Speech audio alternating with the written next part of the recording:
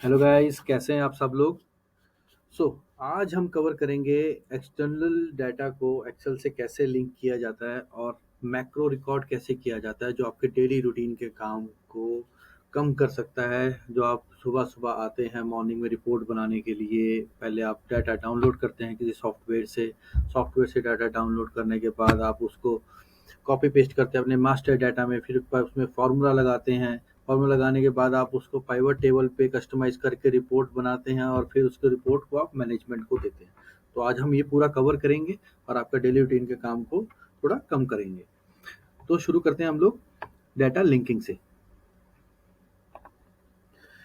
Data पे जाएंगे, get data from file from Excel workbook.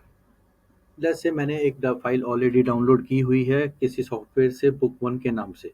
इसमें वो डाटा है जो डायरेक्ट सॉफ्टवेयर से डाउनलोड होके आता है। इसको इंपोर्ट करेंगे।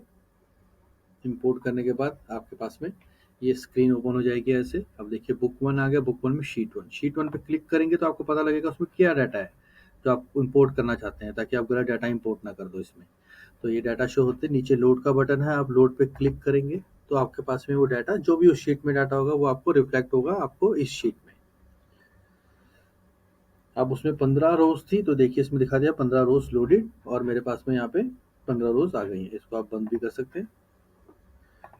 अब ये डाटा उस शीट से लिंक हो चुका है। अब उस शीट में आप डेली बेसिस पे डाउनलोड करके उसको रिप्लेस करते रहेंगे तो, और यहाँ पे सिर्फ रिफ्रेश करेंगे तो जो भी उसमें डाटा होगा वो ऑटोमेटिकली इसमें आ जाया करेगा, जैसे हम पाइवट टेबल पे करते हैं। ओके, तो ये होगा डाटा लिंकिंग। अब हम मैक्रोस रिकॉर्ड करना सीखेंगे। ठीक है, अब मेरे पास में ये डाटा डाउनलोड होता है डेली बेसिस पे। अब मेरे को इसको डाउनलोड करने के बाद मेरे को एक फार्मूला लगाना होता है कि मुझे रीजन चाहिए, लेकिन मेरे सॉफ्टवेयर में रीजन्स नहीं आते, तो मैंने रीजन्स अलग से निकाल के रखे हैं जिससे मुझे लुकअप लगा के यहाँ पे रीजन्स लगाने पड़ते हैं। ओके, रीजन्स लगाने के बाद पाइवट टेबल लगाना पड़ता है। तो अब मैं शुरू करता हूँ मैक्रोस, जो मुझे अपना बाय हैंड काम करना पड़ता है डेली बेसिस पे। व्यू में जाएंगे, मैक्रोस, रिकॉर्ड मैक्रोस। यहाँ देखेंगे मैक्रोस का आप नाम कुछ भी रख सकते हैं। फिर यहाँ पे आप शॉर्टकट दे देंगे कोई, कंट्रोल ई का आपने दे दिया और इसे ओके करेंगे। आप देखेंगे नीचे एक रेक्टेंगुलर बॉक्स शुरू हो गया है। ठीक है, और अब आप यहाँ पे काम शुरू कर सकते हैं। अब मैंने वी लुकअप लगाया रीजन के लिए, मैंने नेम सिलेक्ट कर लिए, नेम रेंज। फिर उसके बाद उस शीट में गया, उस शीट से मैंने रीजन तक रेंज सिलेक्ट करी, comma 2 comma 0, then bracket close, then enter. आप देखेंगे मेरे पास में यहाँ रीजन आ गए हैं। ओके, रीजन आ गए हैं। रीजन आने के बाद मुझे पाइवट टेबल लगाना होता है। इंसर्ट में गए, pivot table from table range, range देखिए सिलेक्ट हो गया है इसमें, न्यू वर्कशीट, देन ओके। अब मुझे रिपोर्ट देनी होती है region wise and item wise, हमारी आज की सेल क्या हुई है। तो वो मेरी रिपोर्ट ऐसे तैयार हो जाती है। इसके बाद मैं प्रिंट आउट निकाल के अपने मैनेजमेंट को दे देता हूँ कि मेरे पास में चंडीगढ़ से एसी कितना बिका है, चेयर कितना बिका है, लैपटॉप, टेबल और टीवी कितना बिका है।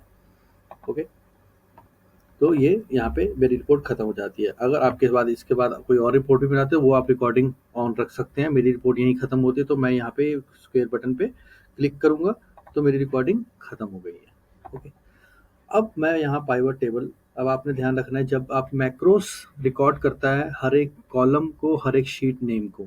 ओके, अब आपने काम तो शुरू कर दिया।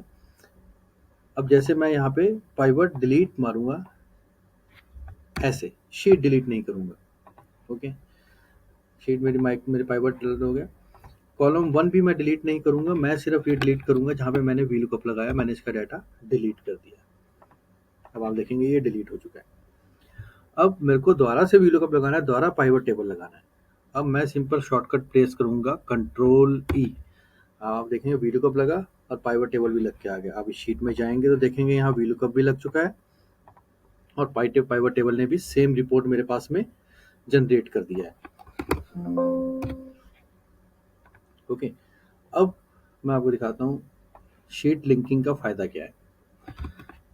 ये पाइवट मैंने फिर से डिलीट कर दिया, मैंने यहाँ से अपना ये भी डिलीट कर दिया। इस फाइल को मैंने सेव किया, बुक वन में जाकर मैंने 10 रोज चाहिए मेरे को नेक्स्ट डे डाटा स्लैश से 10 रोज डाउनलोड हुई है, बाकी मैंने डिलीट कर दिया। इस फाइल को मैंने सेव किया। सेव करने के बाद इसे बंद किया। बंद करने के बाद दोबारा से मैंने अपनी मैक्रो वाली शीट ओपन करी जिस पे मेरे फॉर्मूलास लगे हुए हैं।